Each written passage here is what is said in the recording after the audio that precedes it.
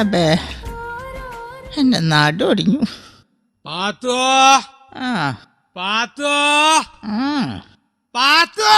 തുടങ്ങി മനുഷ്യന്റെ ലേലം വിളി. ഒരു നേരം വെറുതെ ഇരുത്തൂലാന്നേ.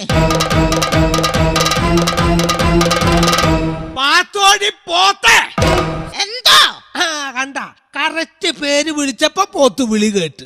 എടി ഒരു ഗ്ലാസ് ചായക്കും വേണ്ടി എത്ര നേരം ഞാൻ അവിടെ കുത്തിരിക്കണടി.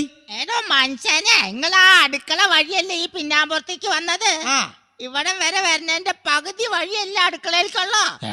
അവിടുന്ന് ഒരു ഗ്ലാസ് ചായ എടുത്ത് കുടിച്ചാ നിങ്ങളുടെ കയ്യില് വാച്ചൂരി പോവോ? അത് ശരി. അപ്പൊ ഈ എന്താ ഇവിടെ റെസ്റ്റ് എടുക്കുക? അല്ല മനുഷ്യനെ, മരിക്കാൻ പോണേന് മുമ്പ് കുറച്ച് ശ്വാസം എടുക്കുക.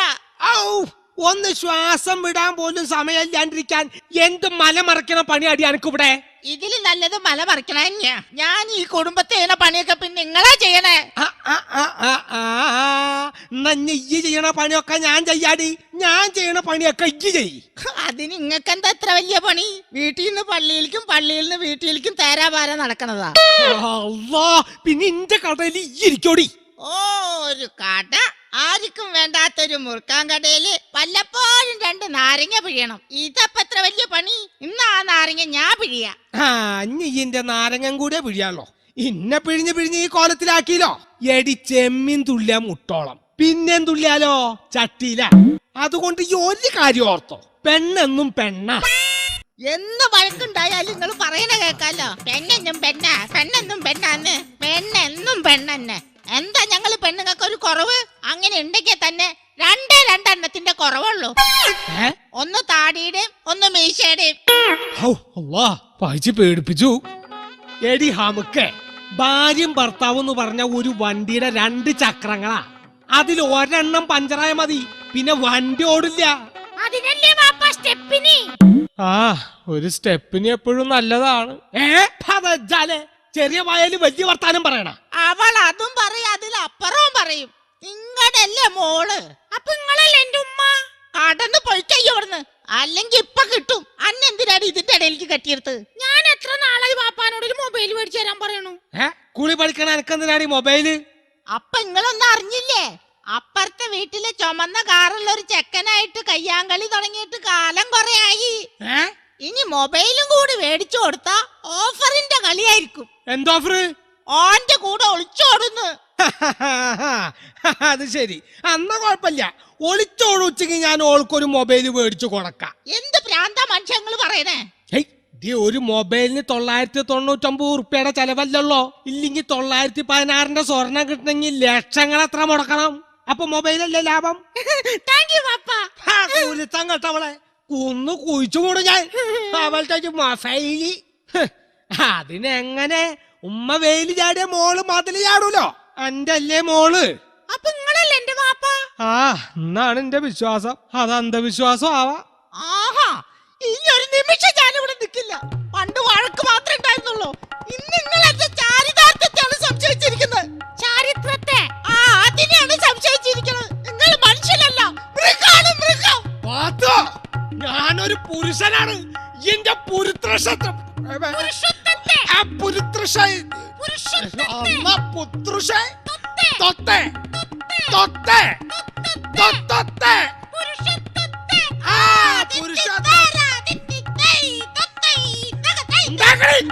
നമുക്ക് ഈ പോയി എന്നെ കളിയാക്കാനും തുടങ്ങിയില്ലേ? എന്നെ ഞാൻ ഇടിച്ച് കൊലക്ക് അരച്ച് കുടിച്ച് തോലാക്ക് ചൊല്ലി ഒരു നിയമ നടപടി ഉണ്ടാക്കിയില്ലെങ്കിൽ എന്റെ പേര് കുഞ്ഞിക്കാതർ നല്ല. ഞങ്ങള് പെണ്ണുങ്ങൾക്ക് നീതി കിട്ടുമെന്ന് ഞാനൊന്ന് നോക്കട്ടെ. എന്റെ നേരം മെക്കെട്ടുകാരന് മഹിളാ സമാജത്തിൽ ഒരു പരാതി കൊടുത്ത് നിങ്ങളൊരു പാഠം പഠിപ്പിച്ചില്ലെങ്കിൽ എന്റെ പേര് കുഞ്ഞിപ്പാത്തു എന്നല്ല. കാണാടി കാണാ. അങ്ങനെ തന്നെ ഞാൻ പേര് മാറ്റൂല.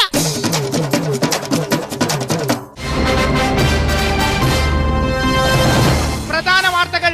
അമേരിക്കയിൽ സാമ്പത്തിക പ്രതിസന്ധി, കേരളത്തിൽ ദാമ്പത്യ പ്രതിസന്ധി. ഖാദർക്ക പാത്തുമ്മ ദമ്പതികളുടെ കുടുംബ പ്രശ്നത്തിൽ തനിക്ക് യാതൊരു പങ്കുമില്ലെന്ന് ഒബാമ. ദാമ്പത്യ തകർച്ചയിലെത്തിയ ഈ ദമ്പതികളുമായുള്ള കൂടിക്കാഴ്ചയുടെ തത്സമയ സംപ്രേഷണം ഇപ്പോൾ സന്ധ്യാവിഷനിൽ. ദമ്പതികളോടൊപ്പം കേരള മഹിളാ സമാജം പ്രസിഡന്റ് മാംസലകുമാരിയും നിരീശ്വരവാദി പങ്കജാക്ഷനും പങ്കെടുക്കുന്നു. നമസ്കാരം, ഞാൻ നിതീഷ് കുമാർ, 37 വയസ്സ്, കല്യാണം കഴിച്ചിട്ടില്ല. നല്ല ആലോചനകൾ ക്ഷണിക്കുന്നു. അത്തല പിത്തല തവളാച്ചി, ചുക്കുമരിക്കണ ചൂലാപ്പി, മറിയം വന്ന് വിളക്കൂതി, ഫു ഫു ഫു. എന്താ ഈ പറയണ്? എന്തെങ്കിലുമൊക്കെ ഒന്ന് പറയണ്ടേ? വെറുതെയാണോ ഭാര്യ, വെറുതെയാണോ ഭർത്താവ് എന്ന ചോദ്യത്തിനെ മുൾമുനയിൽ നിർത്തിക്കൊണ്ട് ചർച്ചയിലേക്ക് വെറുതെ ഒന്ന് കടന്നു ചെല്ലാം. പങ്കെടുക്കുന്നു ഖാദർ പാത്തുമ്മ ദമ്പതികൾ, ഒപ്പം മഹിളാ സമാജം പ്രസിഡന്റ് മാംസലകുമാരിയും നിരീശ്വരവാദി യുക്തിവാദി പങ്കജാക്ഷനും. ഖാദർക്കിൽ നിന്നും തുടങ്ങാം. പറയൂ ഖാദർക്ക, എങ്ങനെയാണ് പ്രശ്നങ്ങളുടെ തുടക്കം? അതായത് എന്റെ ഓർമ്മ ശരിയാണെങ്കിൽ തിരിച്ചു വരാം. കേരളത്തിലെ സ്ത്രീ സമൂഹത്തിന് വേണ്ടി പൊരുതുകയും പോരാടുകയും മത്സരിക്കുകയും സ്പഷ്ടവും സ്പുഷ്ടവും ദൃഷ്ടവുമായ ഭാഷയിൽ പ്രതികരിക്കുകയും ചെയ്യുന്ന പ്രൊഫസർ മാംസലകുമാരിയോടാണ് ഇനി എന്താണ് ദാമ്പത്യത്തെക്കുറിച്ചുള്ള നിങ്ങളുടെ കാഴ്ചപ്പാട്? അതായത് ഈ സ്ത്രീകളുടെ മൂല്യച്യുതിയിലേക്ക് തിരിച്ചു വരാം. പറയൂ പങ്കജാക്ഷൻ. ഉത്കൃഷ്ട വ്യക്തികൾ പ്രവർത്തനത്തിൽ ഉത്സാഹികളും സംസാരത്തിൽ മന്ദഗതികളുമാണ്. ഒരു നിരീശ്വരവാദി എന്ന നിലയിൽ അതിനെ എങ്ങനെയാണ് നോക്കിക്കാണുന്നത്? ഈശ്വര സാക്ഷിയായിട്ട് ഞാൻ ഒരു കാര്യം പറയാം. അതായത് വളരെ നന്ദി പങ്കജാക്ഷൻ, ചർച്ചയിൽ പങ്കെടുത്തതിന്.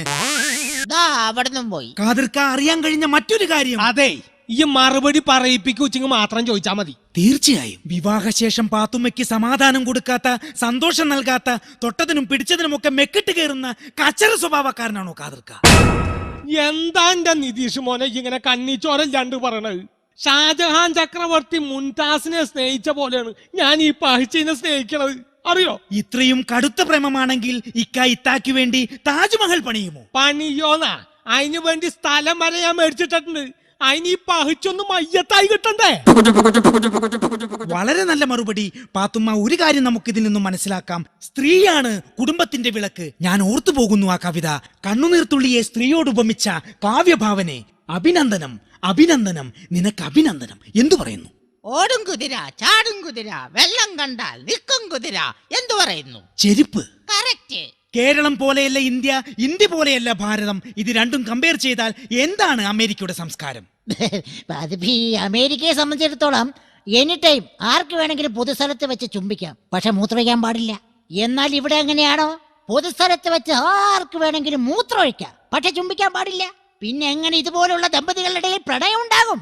എന്തു പറയുന്നു മാംസള? എന്തായാലും ഇത്തരം കൾച്ചർ ഇല്ലാത്ത കാര്യങ്ങളോട് ഞാൻ യോജിക്കുന്നില്ല. പൊതുവഴിയിൽ യൂറിൻ പാസ് ചെയ്യുന്നതാണോ പ്രണയം? എത്രയോ നല്ല പ്രണയ ചിത്രങ്ങൾ നമ്മുടെ നാട്ടിൽ വരുന്നുണ്ട്. ആ ചിത്രങ്ങളിലൊക്കെ നായകന്മാരെ പോലെ ഇവർക്ക് പ്രണയിച്ച് ജീവിച്ചൂടെ? എന്താ ഈ ഹംക്ക് പറയണ്? എടോ മാംസളെ, സിനിമയില് നായകന്മാര് പ്രേമിച്ച് സ്നേഹിച്ച് അഭിനയിച്ചു എന്ന് പറഞ്ഞാ അവർക്ക് ആ ഷൂട്ടിംഗ് കഴിയുമ്പോ കൈ നിറച്ച് കാശ് കിട്ടും. ഈ വക ബീസുകളുടെ പിന്നാലെ പ്രേമിച്ച് നടന്ന 10ന്റെ പൈസ കിട്ടുമോ?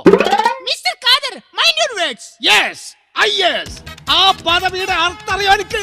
അതറിയണമെങ്കിൽ ഇന്ത്യ എന്താന്ന് മനസ്സിലാക്കണം. അക്ഷരങ്ങൾ അച്ചടിച്ചു കൂട്ടിയ പുസ്തകത്തിൽ നിന്ന് ഈയൊന്നും പഠിച്ച് മനസ്സിലാക്കിയ ഇന്ത്യ അല്ല അനുഭവങ്ങളുടെ ഇന്ത്യ. അത് മനസ്സിലാക്കണമെങ്കിൽ സെൻസ് ഉണ്ടാവണം, സെൻസിബിലിറ്റി ഉണ്ടാവണം, സ്റ്റെപ്പ് അപ്പ് ഉണ്ടാവണം, ട്രാൻസ്ഫോമർ ഉണ്ടാവണം, സോഡ ഉണ്ടാവണം, ഗ്ലാസ് ഉണ്ടാവണം, അച്ചാർ ഉണ്ടാവണം. ഇതൊന്നുമില്ലെങ്കിൽ അതുപോലെ തലയ്ക്ക് പ്രാന്തെങ്കിലും ഉണ്ടാവണം.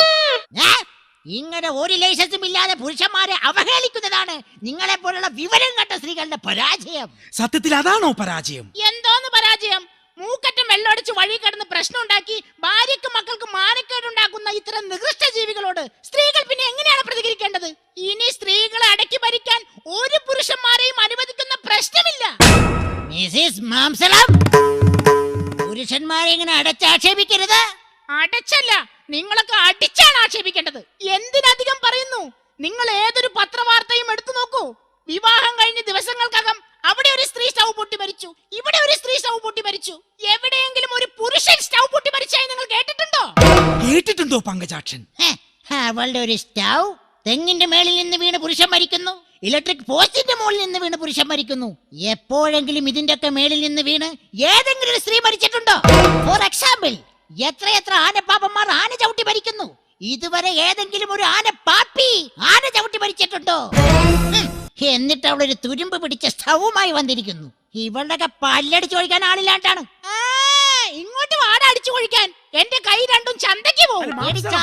ചന്ത തന്നെയാണ്. ഇതുപോലെ ചന്ത വർത്താനേ പറയൂ.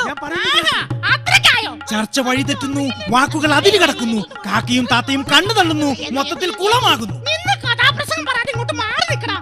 ഇയാളെ രണ്ട് പൊട്ടിച്ചാലേ എനിക്ക് സമാധാനം കിട്ടുള്ളൂ. കൊല്ലം കുറെ ആയി ഈ കാലം മോഡൽ ഞാൻ സഹിക്കാൻ തുടങ്ങിയിട്ട്. എന്നെ സഹിക്കണമെന്നാ. നിന്നെ പോലൊരു ഭൂതനെ ഇത്ര നാൾ സഹിച്ച എന്നെ ഭൂവിട്ട് പൂജിക്കണം. നിനക്കറിയോ നിതീഷ്, ഈ പിശാച് ഒപ്പിടാത്തത് കൊണ്ടാണ് ഞങ്ങൾ ഇപ്പോഴും ഡൈവോഴ്സ് ആവാതെ നടക്കുന്നത്. ഭാര്യയാണത്രേ, ഭാര്യ. ഒരു ഭർത്താവ് വന്നേക്കണ് അലവലാതി. നിർത്തണേ. അയ്യയ്യയ്യയ്യയ്യേ. ഒരു വിധം ഫാമിലിനെ ഞാൻ കണ്ടിട്ടുണ്ട്, ഇതുപോലൊരു കൂതറ ഫാമിലിനെ ഞാൻ എന്റെ ജീവിതത്തിൽ കണ്ടിട്ടില്ല. ഇവറ്റകളൊക്കെ വെച്ച് നോക്കുമ്പോ പാത്തുമ്മ നമുക്ക് സ്വർഗല്ലേ സ്വർഗം. പറയാനുണ്ടാക്കാതിരിക്ക, ഇത് മഹിളാ സമാജല്ല, ലഹളാ സമാജ. അങ്ങനെ പറയ്. ഇതിന്ന് എന്തായാലും ഒരു കാര്യം നമുക്ക് മനസ്സിലായി, നമ്മുടെ പ്രശ്നം തീർക്കാൻ ഒരു മഹിളാ സമാജത്തിനും പറ്റില്ല, ഒരു സാഹിത്യകാരനും പറ്റില്ല, ഒരു ചാനലുകാരനും പറ്റില്ല. നമ്മൾ എന്നെ വിചാരിക്കണം. മനസ്സിലായാ?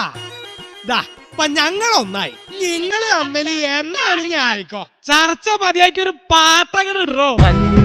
കുളിക്കും രാവേറെ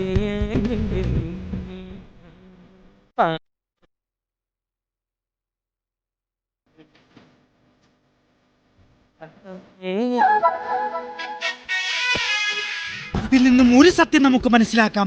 ഏതൊരു കുടുംബത്തിനും ജീവിത വിജയം വേണമെങ്കിൽ സ്ഥിര പരിശ്രമത്തെ ആത്മമിത്രമായും, അനുഭവത്തെ ഉപദേശിയായും, മുൻകരുതലിനെ ജ്യേഷ്ഠനായും, മഹത്വത്തെ രക്ഷിതാവായും എടുക്കണം. അങ്ങനെയായാൽ ഒരു ഭാര്യയും ഒരു ഭർത്താവും വെറുതെ ആകില്ല. വഴക്കുകൾ അവസാനിക്കുന്നു. നിതീഷ് കുമാർ, സന്ധ്യാവിഷൻ. കുളിക്കും രാവേറെയായി നിന്റെ